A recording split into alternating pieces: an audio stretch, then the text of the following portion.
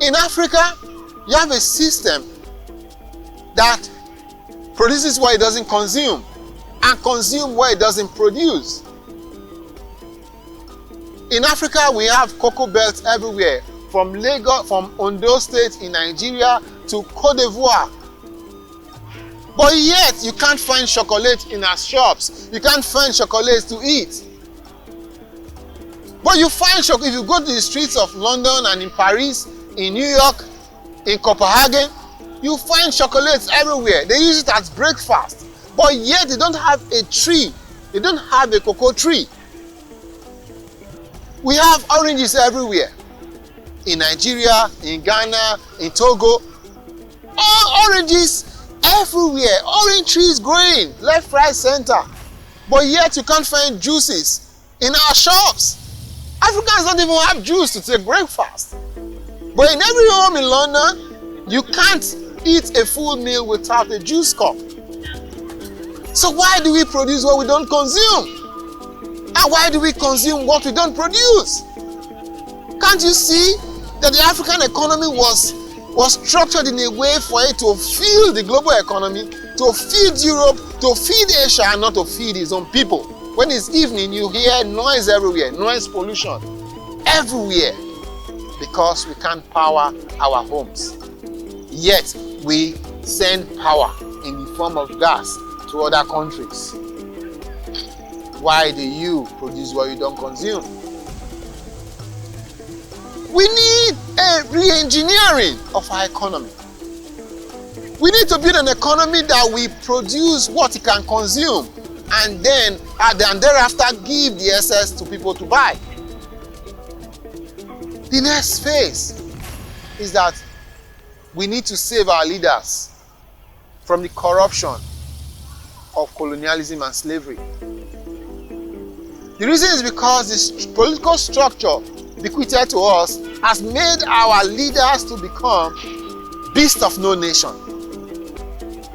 to become rulers, to become dictators, and not to become leaders. We need a country where our leaders will do what we want so that we can be great again. Our leaders of old were able to do that. They listened to their people. We have leaders who don't listen because they want to rule us by fear. They want to rule us as the children. They want to rule a society that is ignorant. They are happy to be ignorant. They are happy to have an ignorant people. So, democracy can't thrive in Africa because our leaders don't want intelligent people. Our leaders don't want people who are intelligent. They feed our children with what? Debauchery. Programs that have sexual content, programs that have criminal content, but not programs that have scientific content. Not programs that have academic content. How do you pay somebody for exhibiting nudity in a program, 60 million naira, and yet you have somebody who is a first class holder or a first class graduate with a 10,000 naira gift as reward? Does it make sense?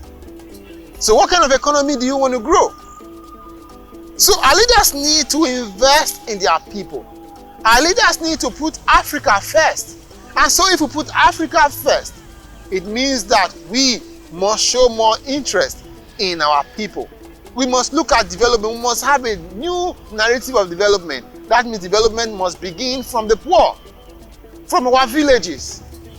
It must be from bottom top and not from top to the bottom. For today, as far as the politician has security guards around himself and is able to buy AGO, diesel, to power his house and has internet facility in his house, he doesn't care about what happens in the next man on the other side of the street.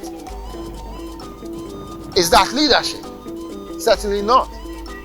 The road to his house is full of potholes, but yet he doesn't care. He has to fly a shopper over the potholes to his house. Is that leadership? So how do we become a 21st century economy that is big, that is powerful, and that is virile? So if we must change, we must go back to our past. We must begin a rebirth for a new structure of our own economy. We must kill the exploitative tendencies in African economies and make Africa a base for industrialization that will provide jobs for its teeming people. What Africa needs is a new structure of economy that guarantees food, water, health, electricity, and technological advancement for its people. Africa does not need greedy leaders. Africa does not need leaders who make their homes New York or who make their home London. Whenever you want to enjoy, you go to Switzerland, you go to the Swiss Alps. Whenever you want to enjoy, you go to New York. Whenever you want to enjoy, you go to the Cayman Island. Whenever you want to enjoy, you go to Korea. Whenever you need a new suit, you need a new pair of shoes, you go to Venice, you go to Milan, you go to Napoli. But when you die and you want to be buried, you say, take me to Africa. Is Africa a burial ground? You must rise up and change the misconception about your continent. We are great people. We don't deserve what is happening to us. We don't deserve the level of poverty and the level of ignorance in our continent. We are a very sophisticated race. And if we must get to that point, then we must begin to think anew. We must think fresh. We must think greatness. Shalom, Africa.